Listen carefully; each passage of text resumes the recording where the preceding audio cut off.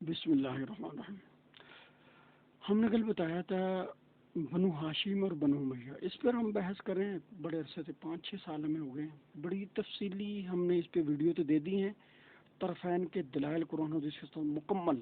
اس میں کوئی کسر نہیں کسی طور پہ بھی۔ لیکن چونکہ اب نئے نئے الفاظ میں نئے نئے انداز میں چھوٹے چھوٹے کلپ سوشل میڈیا پہ اور ادھر ادھر یوٹیوب پہ علماء اور دوسرے عوام لوگ کبھی کبھی پوچھتے ہیں مختلف محفلوں میں، تو ہمارا خیال تھا اس موضوع پہ پھر دوبارہ جو ہے ہلکے پھلکے، پھر ایک تو ہمارا خیال تھا انہی کو جو 2-2 3 3 گھنٹے کے ہمارے پروگرام ہیں ان کو کلپ کی صورت میں کاٹ کر ٹکڑوں کی صورت میں اس کو کیا جائے، لیکن چونکہ وہ ذرا پرانے ہیں، دلائل وہاں پورے ہیں، وہی دلائل اب ہیں ہمارے، لیکن چونکہ ہم چاہ رہے ہیں کہ چونکہ اب ہم اس کو علیحدہ بھی 10-15-20 منٹ کے کلپ بنا سکتے ہیں تو دوبارہ بنائے جائیں تاکہ لیٹسٹ الفاظ اور موقع کی نزاکت سے کے ساتھ کرنٹ اس کے جو وار ہیں ان کا کرنٹ انداز میں جو جواب دے دیا جائے۔ تو وہ یہ ہے کہ ہم نے کل بتایا تھا مودودی نے جو الزام لگایا تھا نا حضرت عثمان کے دور خلافت میں اقربہ پروری تھی اور فیصلے ٹھیک نہیں تھے، وہ ہم نے ثابت کیا کہ کوئی اس میں جھوٹ ہے، وہ سارا جھوٹ ہے حضرت عثمان پہ کہ انہوں نے اقربہ پروری پیسے دیے کسی کو یا کسی کو نوازا، عہدوں سے نوازا، سابقہ عہدے ختم کیے نہ۔ ہم نے بتایا حضرت جو تھے شام کے پورے علاقے پہ حضرت معاویہ تھے حضرت عمر کے زمانے سے، حضرت عثمان کے زمانے میں بھی وہی رہے، ان کی طرف وہاں سے کوئی شکایات نہیں ہے، آپ نے ان کو تبدیل نہیں کیا۔ مغیرہ ابن شعبہ کوفے میں تھے، ان کو تبدیل کرنے کی، سعد ابن وقاص کو لگانے کی حضرت عمر نے وصیت کی تھی فوت ہونے کے وقت، تو حضرت عثمان نے اس کو پورا کیا۔ پھر حضرت ابو موسیٰ اشعری بصرہ میں تھے، وہاں جناب ان کے خلاف شکایات ہے، پروٹوکول ان کا ناجائز ہے، 40 گھوڑے ترکی گھوڑے اور 40 خچروں پہ سامان ان کا جا رہا ہے، تو یہ اس وقت میں جہاں کے خلیفہ راشد حضرت عمر ابو بکر صدیق 2 ٹائم کا کھانا لیں اور ایک حلوے کے برابر اگر وہاں اضافہ آ جائے گندم اناج میں بیت المال سے تو اس کو بھی وہ کہیں منہا کر کے دیا کرو، ایک کاٹ کر دیا کرو ابو بکر کے گھر کے کھانے میں۔ اس وقت کو فالو کرنے والے اس کو اس کو اپنا پیشوا بنا کر، اس کو اپنا آئیڈیل بنا کر،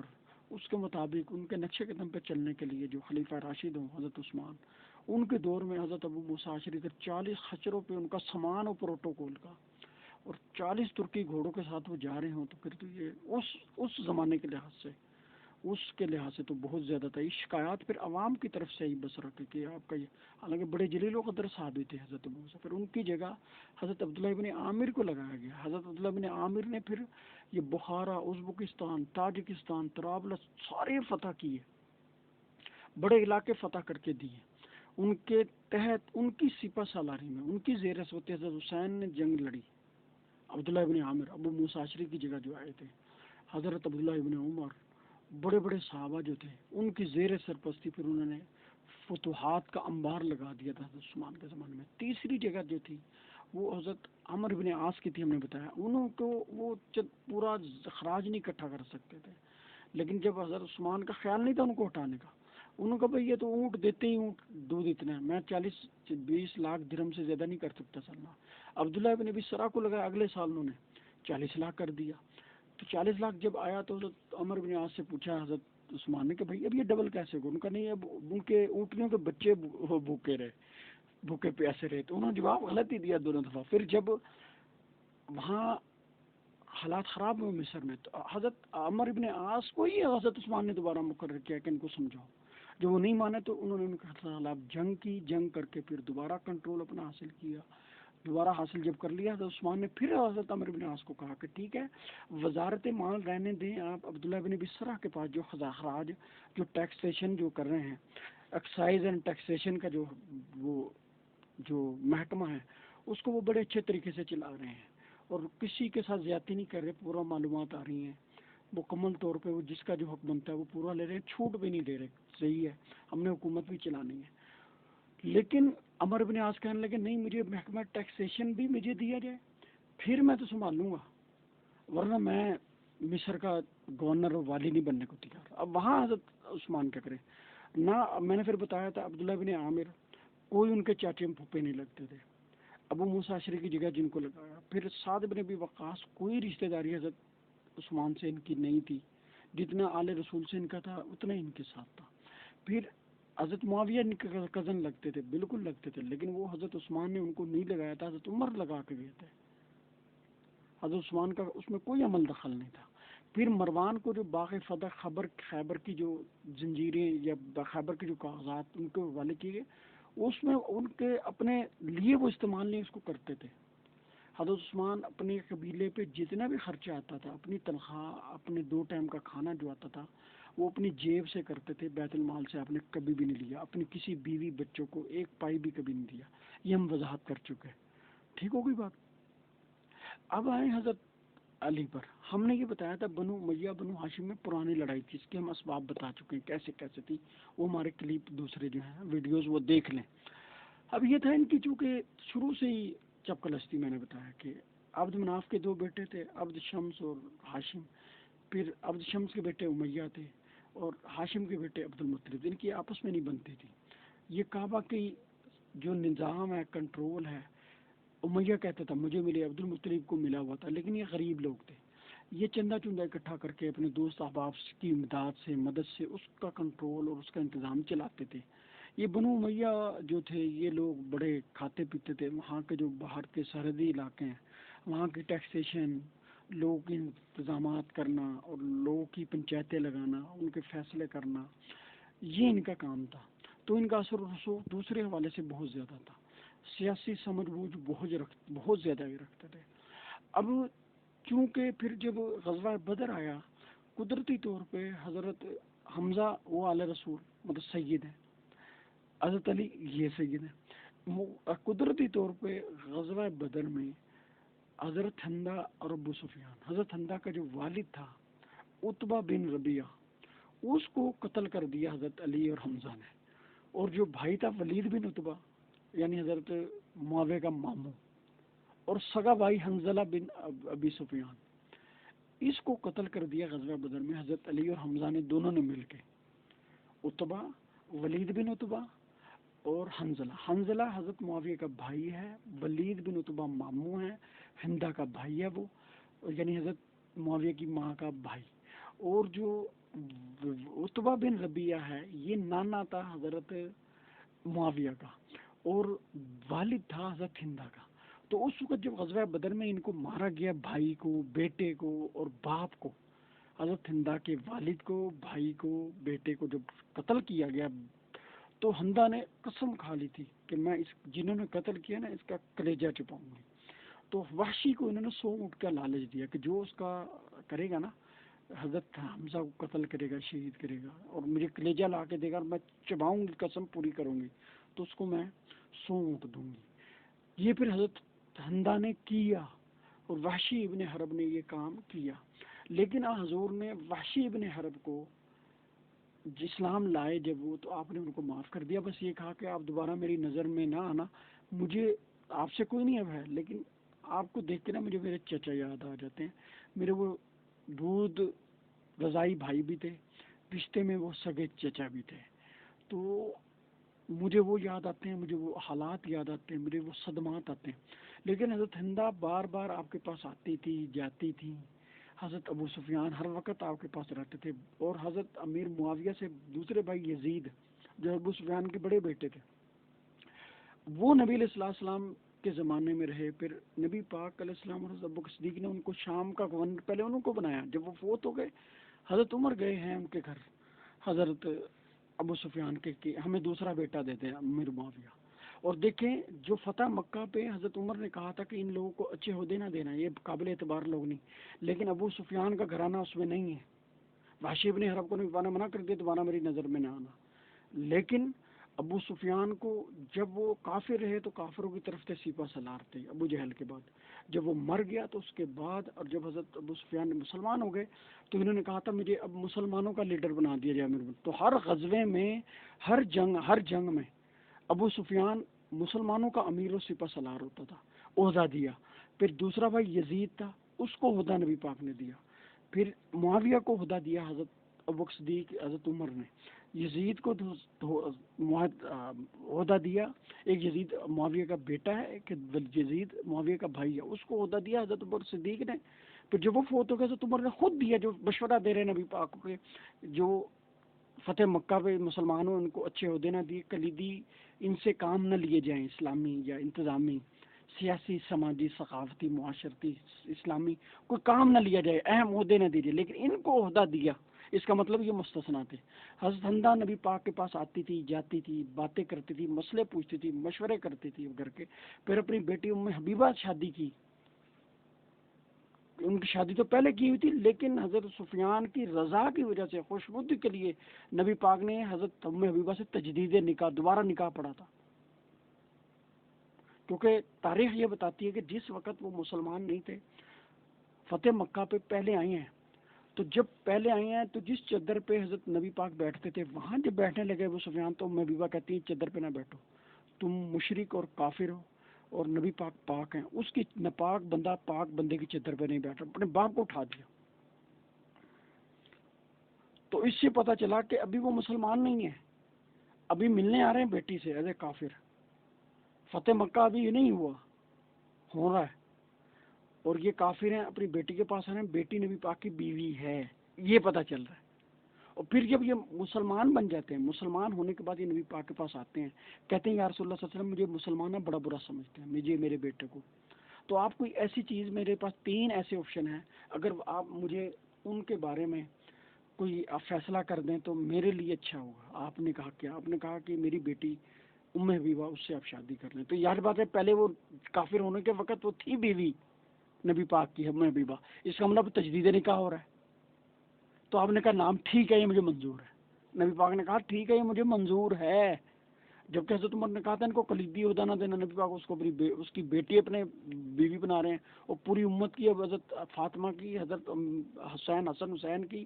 اور علی کی ماں بنا رہے ہیں، امہات المومنین ساری امتیوں کی ماں ہے، ٹھیک ہے، ماں بنا رہے ہیں، اب نبی پاک نے قبول ہے۔ دوسرا انہوں نے کہا کہ دوسرا یہ کہ میرا بیٹا معاویہ اچھا لکھتا ہے، حالانکہ اس وقت وہی کون لکھتے تھے؟ حضرت علی، کہ میرے بیٹے کو آپ وہی وغیرہ جو بھی، اور نبی پاک یہ نہیں کہ قرآن ہی لکھتے تھے، آپ کافروں کو خطوط لکھتے تھے، دعوت تبلیغ کے لیٹر لکھتے تھے، تبلیغ دعوت کے لیے لوگوں کو، کافر حکمرانوں کو آپ اسلام کی دعوت دیتے تھے، اور پھر حدیث جو تھی اپنی وہ بھی لکھ سکتے تھے لوگ۔ تو حضرت معاویہ نے تقریباً 300 350، بعض روایت میں 250 خطوط، اس میں سے 163 سے 164 خطوط صرف حضرت معاویہ نے لکھے ہیں، اور حضرت علی نے اتنے نہیں لکھے، ہم مان لیتے انہوں نے اس سے بھی ڈبل لکھے ہوں گے، لیکن ایک خط بھی اگر نبی پاک کا لکھ دیا، ایک حدیث بھی لکھ دی، ایک آیت بھی لکھ دی، ایک بھی جملہ لکھ دیا، تو وہ بات تو پوری ہو گئی۔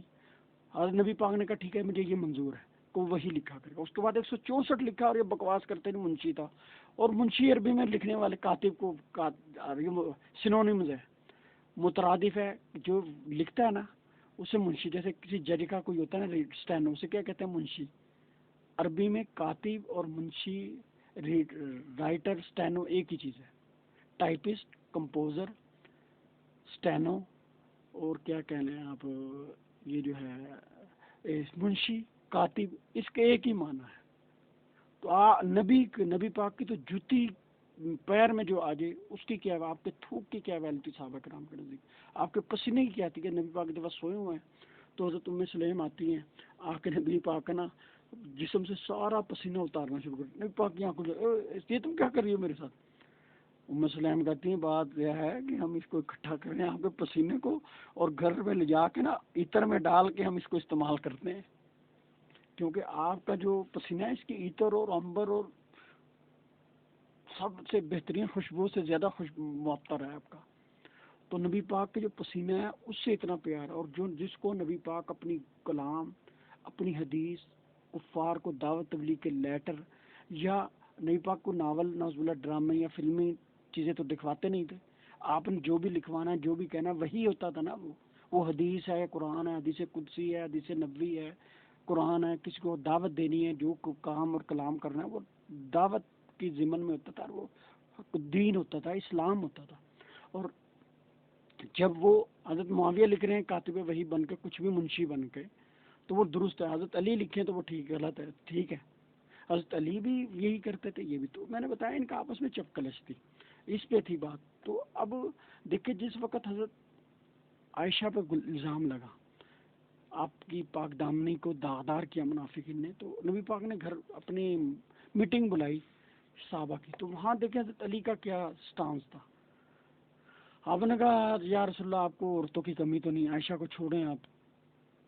حضرت عمر کھڑے ہو گئے کہ یہ غلط بات ہے یا رسول اللہ، آپ اتنے عظیم لوگ ہیں، اتنے پاکیزہ، آپ کے تو متھے پہ کوئی نجائز چیز بیٹھ نہیں سکتی. اللہ کیسے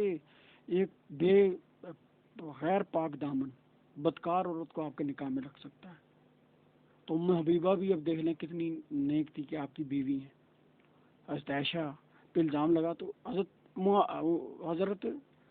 عمر کا کیا سٹانس ہے اور حضرت علی کا کیا ہے.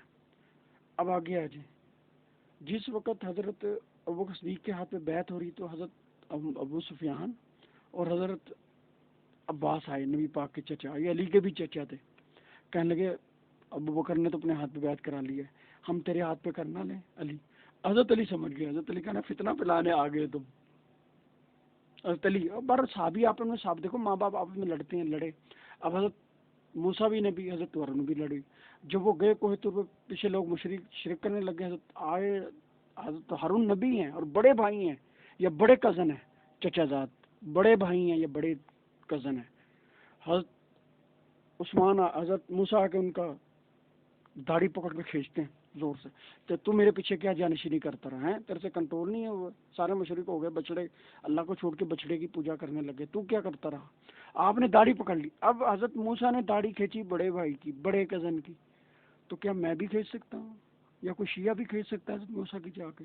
کہ چونکہ ایک نبی جب دوسرے نبی کو کر رہا ہے تو میں بھی. بھائی یہ ماں باپ آپس میں لڑتے ہیں، مارتے ہیں، گالیاں دیتے ہیں، دوسرے پہ الزام دیتے ہیں، طلاقیں دے دیتے ہیں. اب بچوں کو بھی رائٹ ہو جاتا ہے اپنی ماں باپ کے ساتھ یہی حرام زدگی کریں. تو صحابہ امتیوں کے لیے،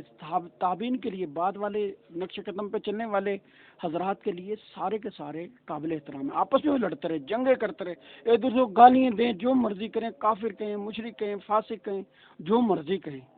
اب مجھے بھی رائٹ ہے اختلاف رائے سے، دلاہیت سے، تقوی سے، اور بعد میں ان کے آپس میں صلح ہو جائے، صفائی ہو جائے، تصفیہ ہو جائے، بیٹھ جائیں، ایک دوسرے کے ساتھ احتراماً ایک دوسرے کا احترام کریں.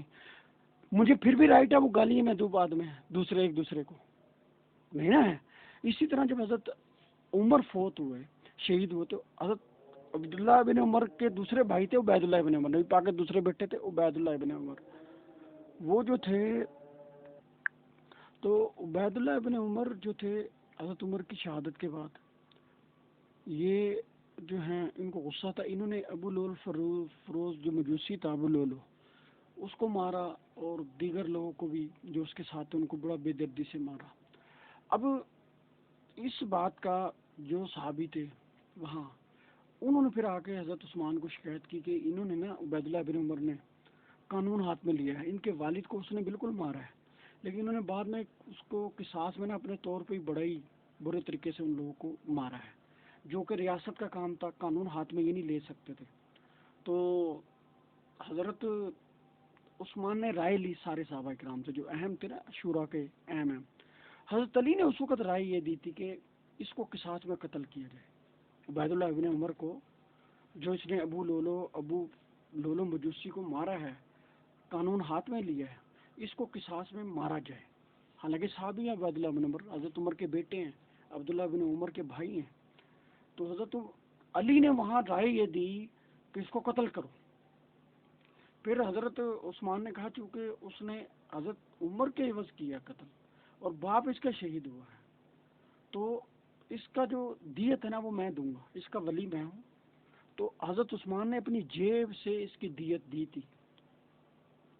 حضرت عبید اللہ ابن عمر کی.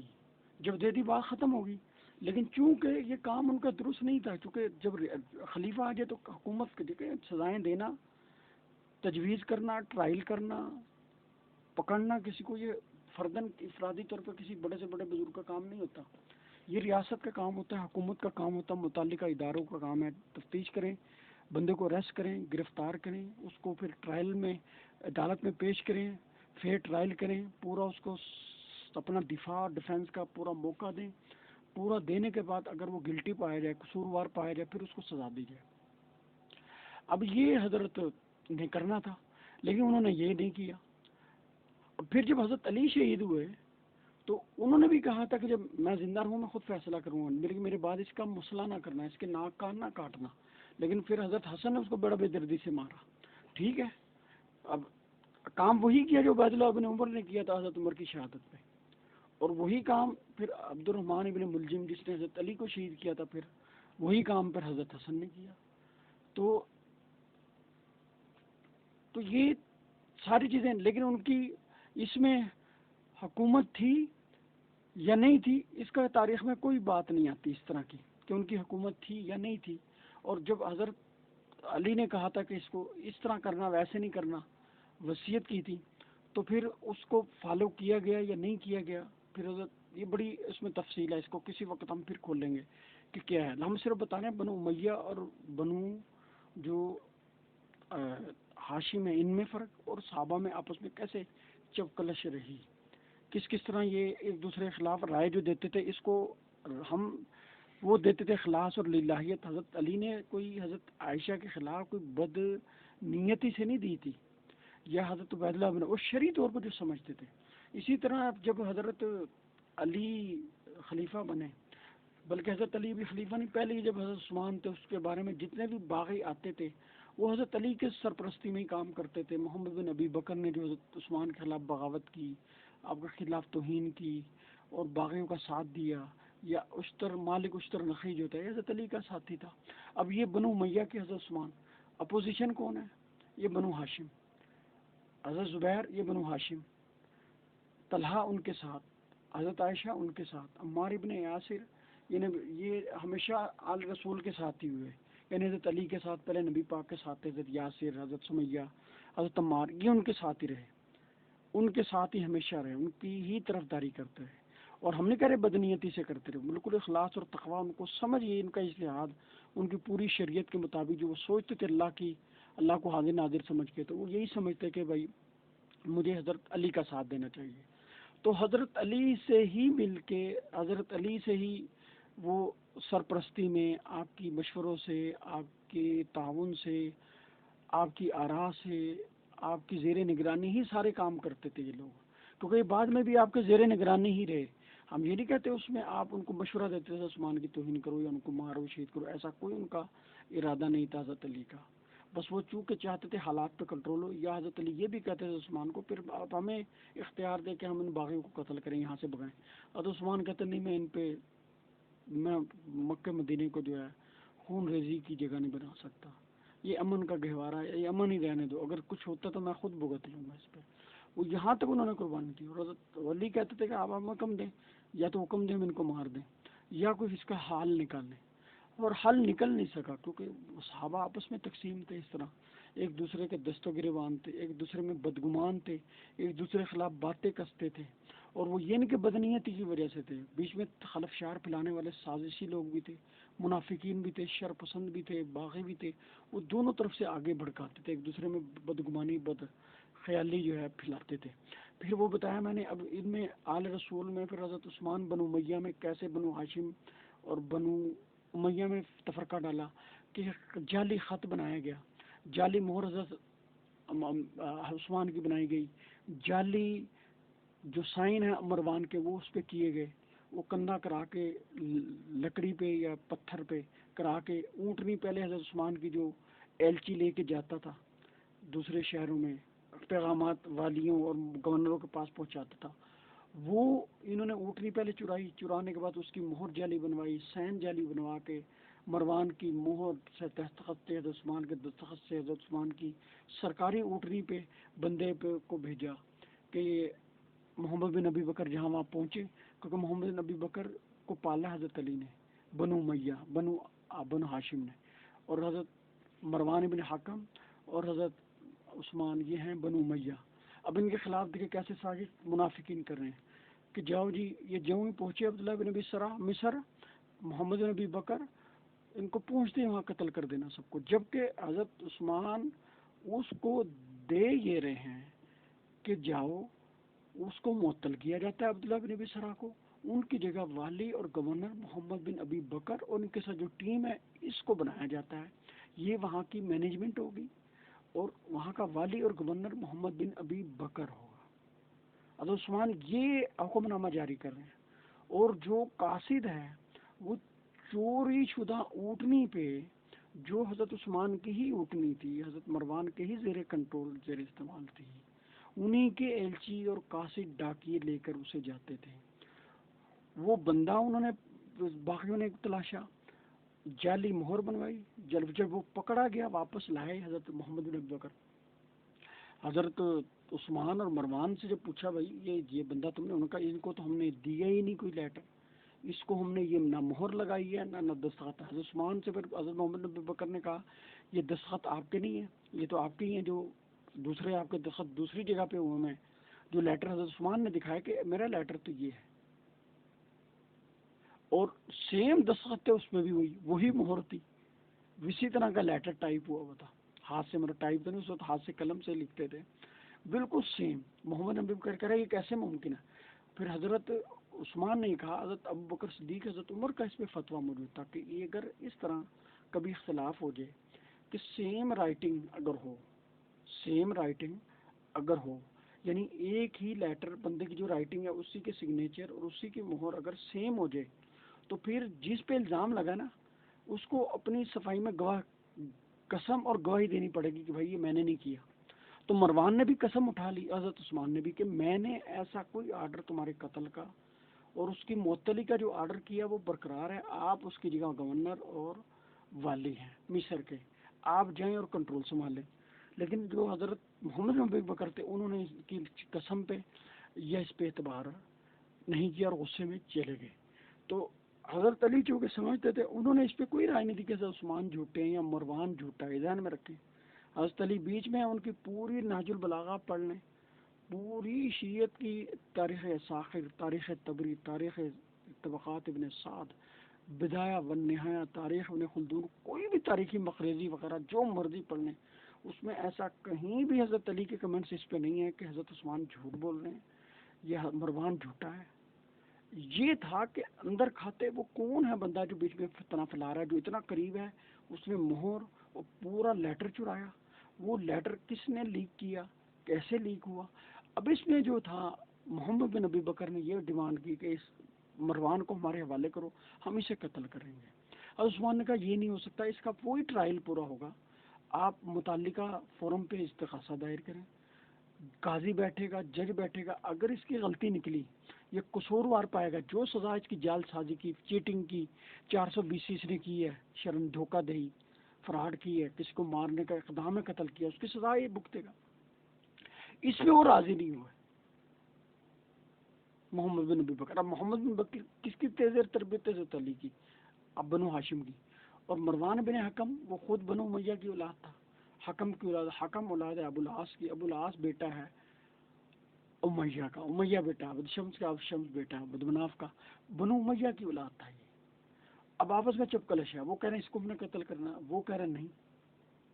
تو پھر یہ تھی بات، ٹھیک ہو گئی بات۔ اب آگے آ جائیں، جب پھر حضرت علی کے ہاتھ پہ بیعت ہوئی، حضرت علی خلیفہ بن گئے۔ اب حضرت علی کا کام یہ تھا کہ مین گورنر 5-6 ہوتے تھے، مکہ مدینہ حجاز کا ایک گورنر، مکہ مدینہ ایک، کوفے کا ہوتا تھا ایک، شام کا ہوتا تھا ایک، مصر کا ہوتا تھا اور ایک بصرہ کا۔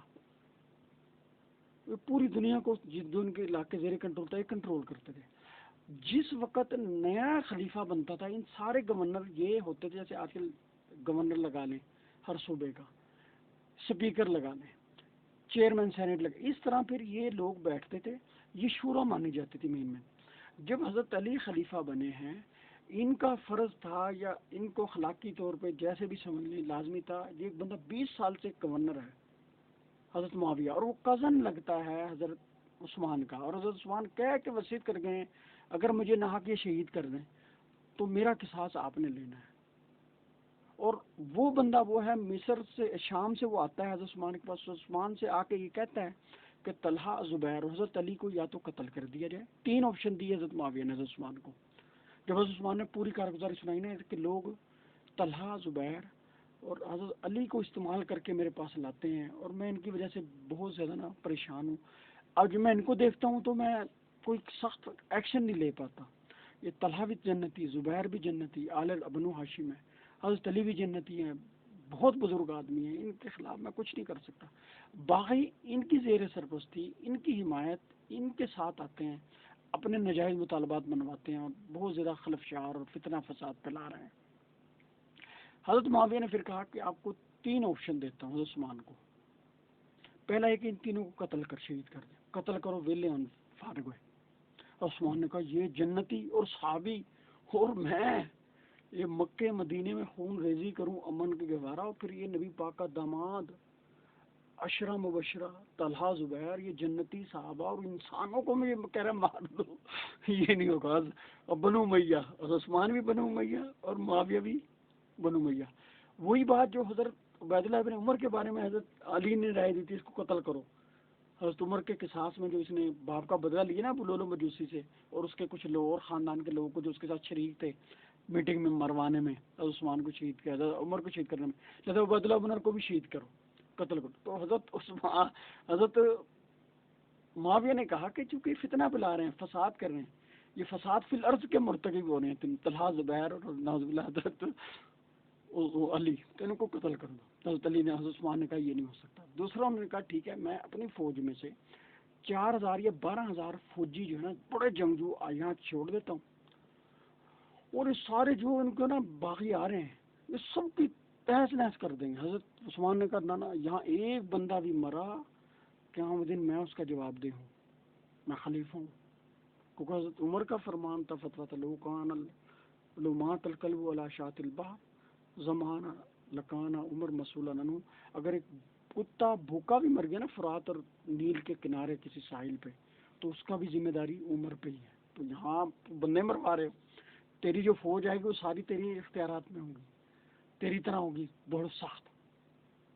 مجھے منظور نہیں۔ پھر حضرت معاویہ نے کہا تیسرا آپشن یہ ہے کہ جتنے بھی بڑے بڑے صحابہ ہیں نا، عمار ابن یاسر، حضرت طلحہ زبیر، بڑے بڑے جن کے بارے میں آپ کو پتہ ہے ان کی سرپرستی میں یہ کام ہو رہا ہے، یہ استعمال ہو رہے ہیں نادانستہ، جان بوجھ کے نہیں، بدنیتی سے نہیں، بلکہ یہ سمجھتے ہیں کہ کچھ حالات نکلیں، حل نکلے، حضرت عثمان کوئی ایکشن لیں، کوئی ایسا اقدام کریں جو ہمیں بھی قبول ہو اور فتنہ فساد ختم ہو جائے، یہ اس چیز کے خواہاں ہیں۔ ان صحابہ کو آپ اس طرح کریں، ان کی اولاد کو کہیں اور منتقل کر دیں، بچوں کو کہیں اور، ان کو کہیں اور، جب وہ منتشر ہو جائیں گے نا، ایک یہاں باغیوں سے ان کا تسلط، ان کے کنٹرول، ان کی باتیں سننے سنانے سے دور ہو جائیں گے، پھر آپس میں بھی علیحدہ علیحدہ ہو جائیں گے، تو ان کی قوت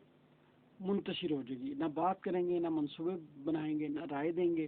اکٹھے ہوں گے نہ کوئی سوچتی رہے گی یہ بات۔ حضرت عثمان نے کہا کہ میں یہ ظلم ہے،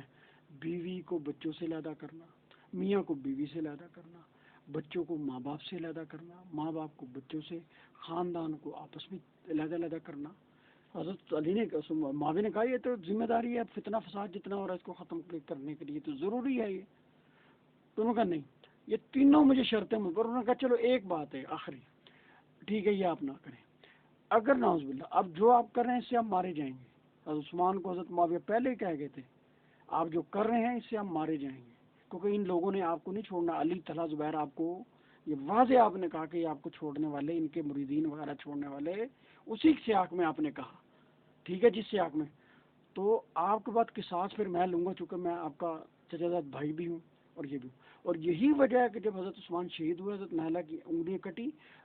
کٹی بھی، ساتھ حضرت عثمان کے بیٹے تھے سعید بن عثمان، دونوں بیٹے اور ماں دونوں بھاگ کے فوراً شام حضرت معاویہ کے پاس چلی گئی تھی، چلو وہ لو۔ پھر جب حضرت علی خلیفہ بننے لگے تو چونکہ گورنر تھے وہ اتنی بڑی ریاست کے، اتنے بڑے علاقے کے معاویہ، ان سے حضرت علی نے مشورہ تک نہیں کیا، شورا میں ان کو بٹھایا تک نہیں، رائے تک نہیں لی، کہ بس یہ 3 دن تک منع کرتے رہے میں نہیں بنتا خلیفہ،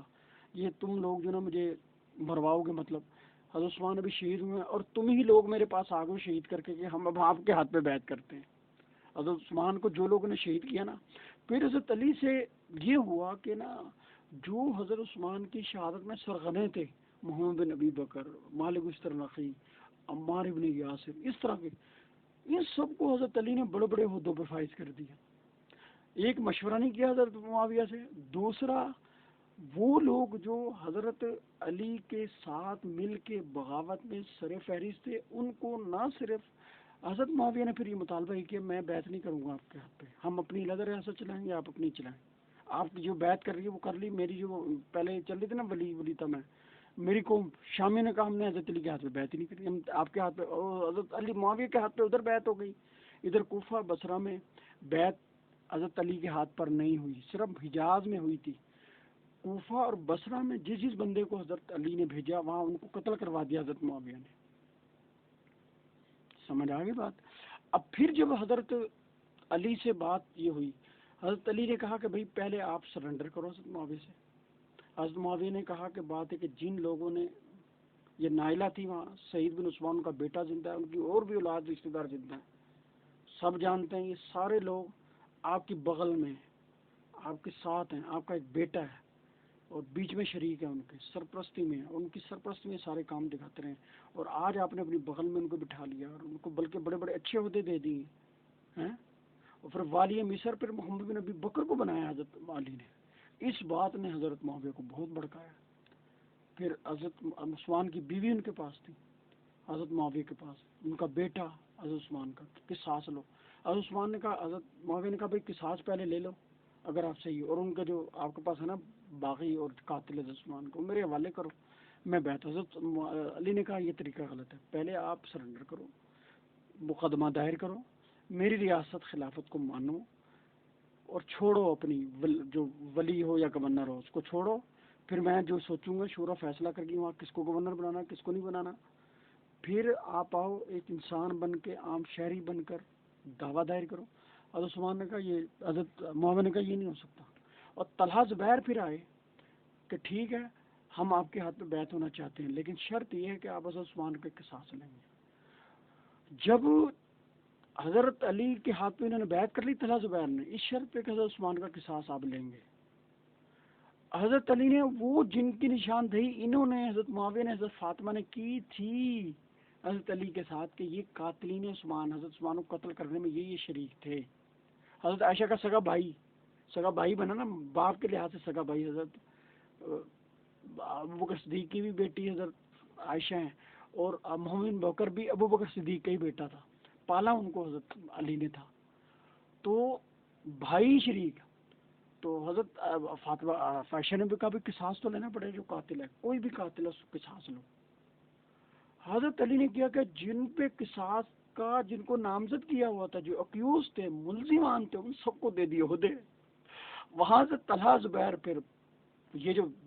بیعت کی تھی یہ بھی بکھر گئے۔ زبیر آل رسول میں سے، حضرت عائشہ آل رسول میں سے، اب حضرت وہ صدیق کی بیٹی ضرور لیکن بیوی تو نبی پاک کی ہے نا وہ، تو امہات المومنین میں سے۔ انہوں نے پھر مل کے، پھر پہلے انہوں نے پھر جا کے قتل کیا ان کے ایک جو تھا گورنر، اس کو مارا حضرت طلحہ زبیر نے مل کے حضرت عائشہ کی۔ یہ جنگ جمل بعد میں ہوئی ہے، اونٹ لے کے جو مروان گیا نا یہ بعد میں، پہلے طلحہ زبیر نے حضرت عائشہ کو لیا، پھر جا کے ایک گورنر بصرے کا تھا اس کو مارا، عثمان بن حنیف رضی اللہ عنہ، اس کو قتل کیا، شہید کیا، پھر اس کے ساتھ اس کی جو وہ تھا علاقہ، اس کو گورنر کی جگہ خود قبضہ کر لیا حضرت عائشہ اور انہوں نے۔ پھر حضرت علی مجبوراً آئے، حضرت علی نے پہل نہیں کی، حضرت علی نے قطعاً حضرت عائشہ پہ ہاتھ نہیں اٹھایا یا طلحہ زبیر پہ بھی۔ جس وقت یہ انہوں نے قبضہ کر لیا اس پہ، حضرت طلحہ زبیر نے عثمان بن حنیف کو ہٹا دیا، اور پھر حضرت علی لشکر لے کے ان کے پاس آئے کہ یہ چونکہ مجبوری بن گئی ان کے ساتھ جنگ کرنا، جہاد کرنا۔ پھر حضرت عثمان جب حضرت علی اس کے پاس ہے، حضرت طلحہ زبیر کے آپ نے کان میں کہا کہ دیکھو تم نے نبی پاک سے کیا سنا میرے بارے میں؟ انہوں نے کچھ سنا کہ علی ناحق نہیں کر سکتا، علی ہمیشہ حق بات کرے گا، اور میرے بارے میں تم نے کیا سنا نبی پاک سے کہ نبی پاک نے کہا کہ علی کا ساتھ نہ کبھی چھوڑنا، اور دوسرا یہ سنا کہ نبی پاک نے کہا علی سے اچھا کوئی نہیں، ہاں ہم نے کہا ہم نے خود سنا نبی پاک سے، تو پھر تم میرے سے لڑنے آ گئے ہو، میرے پہ اعتبار ہی نہیں تمہیں۔ حضرت طلحہ زبیر وہیں سے نادم شرمندہ ہو کے چلنے لگے، لیکن حضرت علی کی طرف کوئی باقی شرارتی خبیث غلیظ پلید ایسے تھے، انہوں پیچھے سے نیزہ مار کے دونوں کو، ایک کو وہیں مار دیا، ایک کو پیچھے 1.5 دن کے بعد شہید کیا۔ پھر حضرت زبیر کا جنازہ حضرت علی نے جب پڑھایا، حالانکہ آ رہے ہیں ان کا جو گورنر ہے اس کو مارا، اس کو مارنے کے بعد پھر کنٹرول سنبھالا، پھر حضرت علی نے ان کے ساتھ جہاد کیا، جہاد کرنے کے بعد حضرت علی نے پھر اس کو تائب کرنے شرمندگی دلائی طلحہ زبیر کو، پھر وہ باز آئے،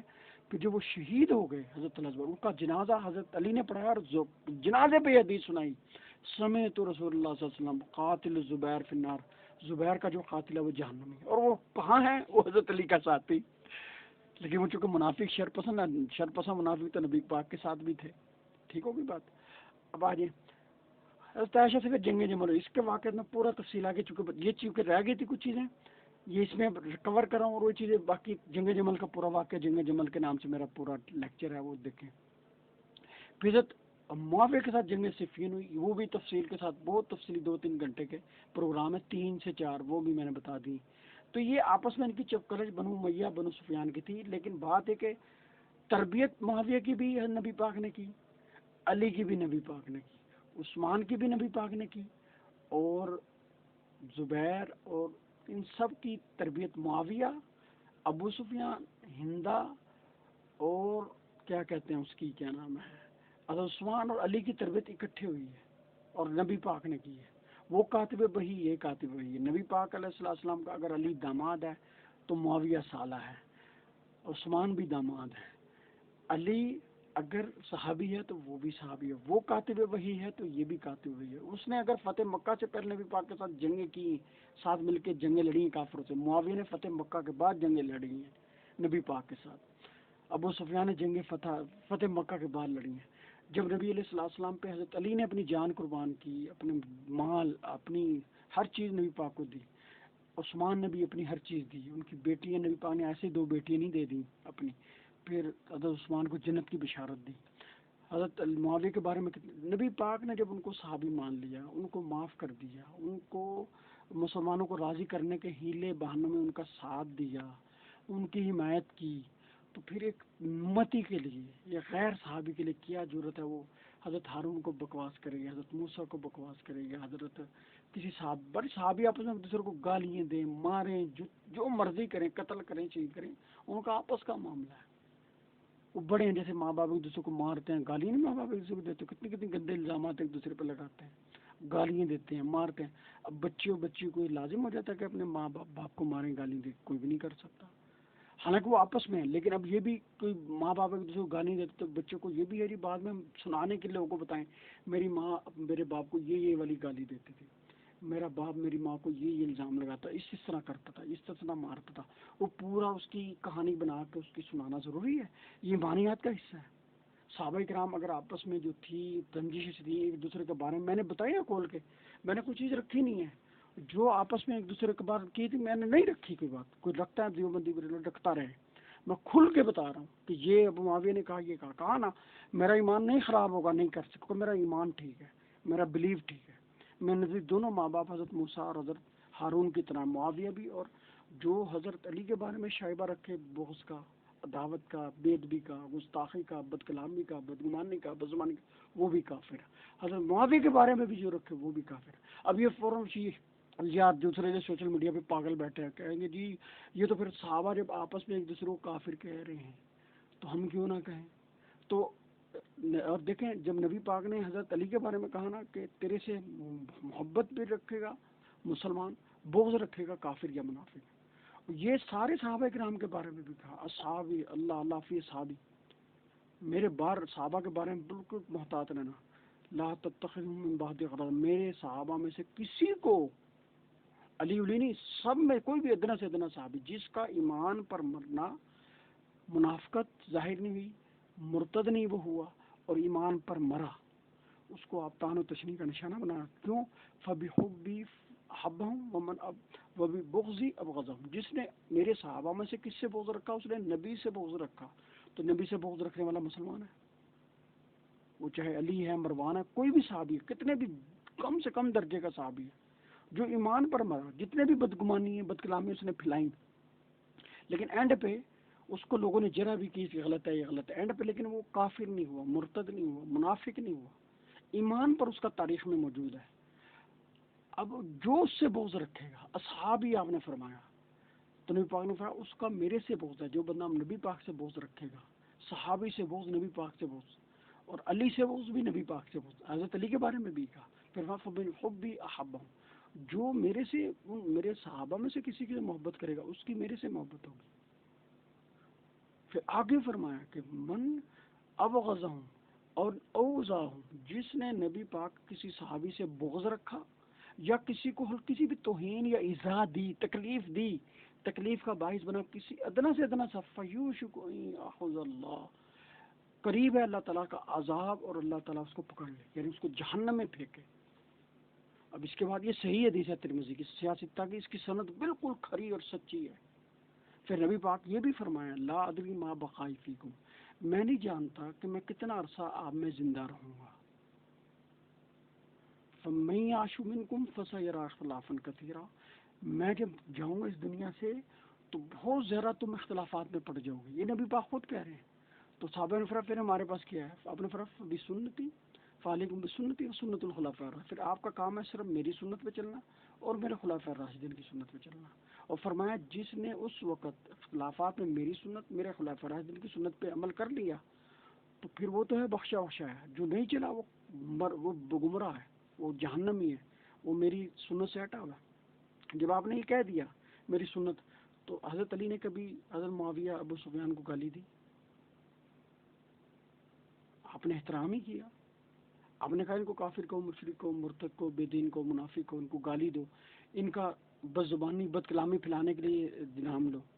بلکہ حضرت علی کے، حضرت حسن حسین نے ان کے ہاتھ پہ بیعت کی۔ آگے آپ کیا کریں، لیکن بیعت ان سے، اختلافات ان سے تھے، لڑائی ان سے تھی، بنو ہاشم بنو امیہ وہ تھے آپس میں ان کا کیا رویہ تھا۔ پھر نبی پاک نے یہ فرمایا پہلے لوگوں میں 72 فرقے بنے، میری امت کے 73، سارے جہنمی، ایک جوان جنت میں جائے گی، وہ کون تھے؟ ماں انا علیہ، جس پر میں اور میرے صحابہ یعنی اخلاص اور تقوی اور للہیت کے ساتھ جس پہ ہوں گے اس کو لینا ہے۔ اب وہ جو آپس میں بدگمانی، بد زبانی، لڑائی جھگڑے، گالم گلوچ کر رہے ہیں، دوسرے پہ لان تان کر رہے ہیں، اس کو نبی پاک نے کہا لینے کو کہیں، وہ تو نبی پاک نے خود منع کر دیا نہیں لینا، لیکن جو ان سے صحیح بات پہنچی ہے اس میں وہ صحابہ، اب ہم کہیں نہیں جی ہم تو صرف بیان کر رہے ہیں، حدیث میں ہے، بخاری میں ہے، بھائی بخاری اگر نہ بخشا گیا پھر کیا کرو گے؟ ہم تو یہ کہہ رہے ہیں امام بخاری، امام مسلم، امام ترمذی نے اگر وہ واقعات نقل کی ہیں، غلط کی ہے کہ آج مجھے یہ باتیں وہاں سے نقل کرنی پڑ رہی ہیں، امام مسلم نے کہ اگر اس سے کسی ایک مومن کا ایمان خراب ہوتا ہے، ایک مسلمان کا بھٹکتا ہے، گمراہ ہوتا ہے، بخاری شریف کی کسی ایسی بات سے جس کا ایمانیات سے کوئی لینا دینا نہیں ہے، مسلم کی، ترمذی کی، وہ ذمہ دار وہ ہیں، امام ابو حنیفہ کسی بات سے، امام سعد کی تاریخ سے، تاریخ طبری سے، تاریخ ساکر ابن ساکر سے، تاریخ ابن خلدون سے، تاریخ مخرزی سے، بدایہ ون نہایہ وغیرہ سے، کسی کتاب سے اگر کوئی بدگمان ہوتا ہے، بد زبان بنتا ہے، تو ذمہ دار وہ ہے نقل کرنے والا۔ ایک کہانی ہم بھی سناتے ہیں، یہ صحیح واقعہ بدایہ ون نہایہ میں، وہ کہانیاں جو کہتے ہیں نا کہانیاں، نبی علیہ السلام ایک بندے نے خواب دیکھا، بزرگ تھے، خواب دیکھا کہ نبی علیہ الصلوۃ والسلام بیٹھے ہوئے ہیں، ساتھ ان کے ابوبکر صدیق اور حضرت معاویہ بیٹھے ہیں، تو وہ کہتا ہے ان کو سے تو مجھے پیار ہے لیکن یہ اس بندے سے مجھے بڑی نفرت ہے۔